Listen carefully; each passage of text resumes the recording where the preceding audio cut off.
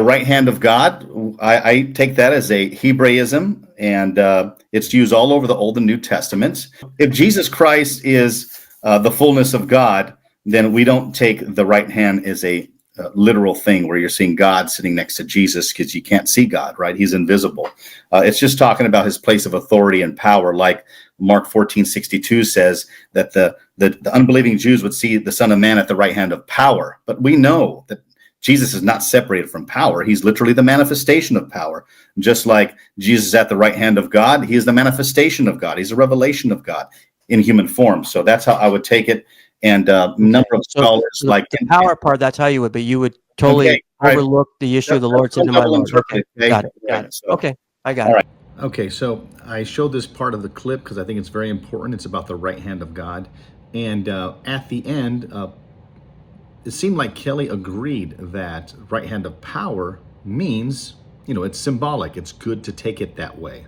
But then he's saying that we should interpret it not symbolic, because Psalm 110:1 shouldn't be interpreted symbolically.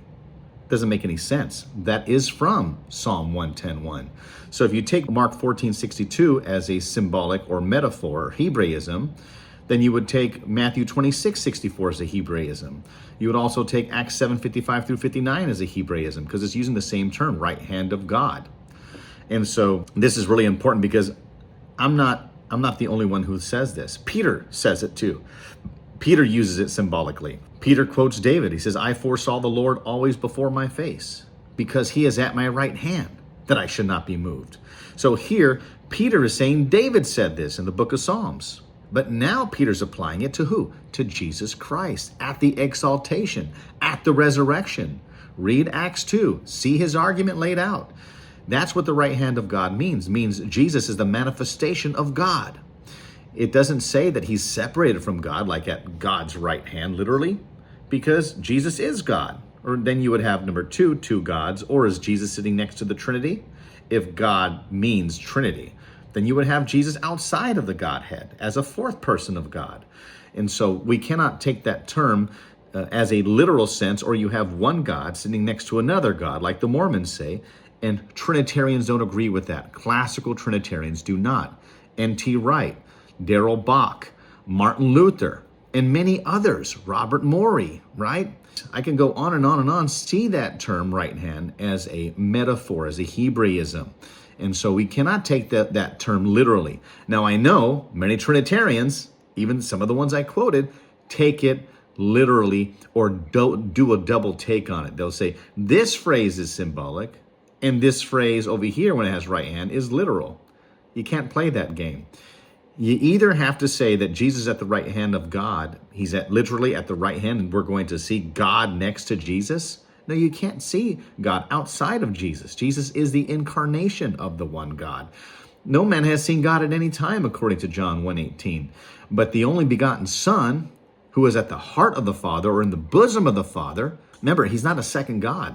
So every time we think that he's a second God in some way, and we interpret the Bible from that paradigm, of course you're going to see two. But the Bible does not require that. The Bible confirms that God is one, and Jesus Christ is a revelation of that one, Colossians 1:15.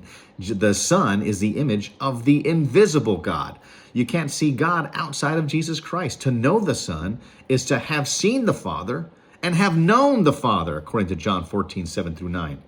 So I think that's the crux of my hermeneutical grid, is that we really have to focus on the oneness of God when we're reading these passages, or we're going to misinterpret everything. We're going to say Jesus is at the right hand of power, meaning he's separated from power, as if power is a personage outside of Jesus. No, Jesus has all power, according to Matthew 28:20. Jesus is the Almighty, Revelation chapter 1:7 through 8. So Jesus is the power of God, right? We could say this over and over again, and we're not separating Jesus from God. Just like we could say Jesus is God. Why? Because he's at the right hand of God. What does that look like? Titus 2:13, our great God and Savior, Jesus Christ. Again, John 20:28, Jesus is my Lord and my God. Not one of many lords or one of many gods, but he is the one true God in full manifestation. That's it. Jesus is the Almighty. You have to deal with it. You could fight it, argue about it, but Jesus Christ is not a little God or an inferior God or a subordinate God.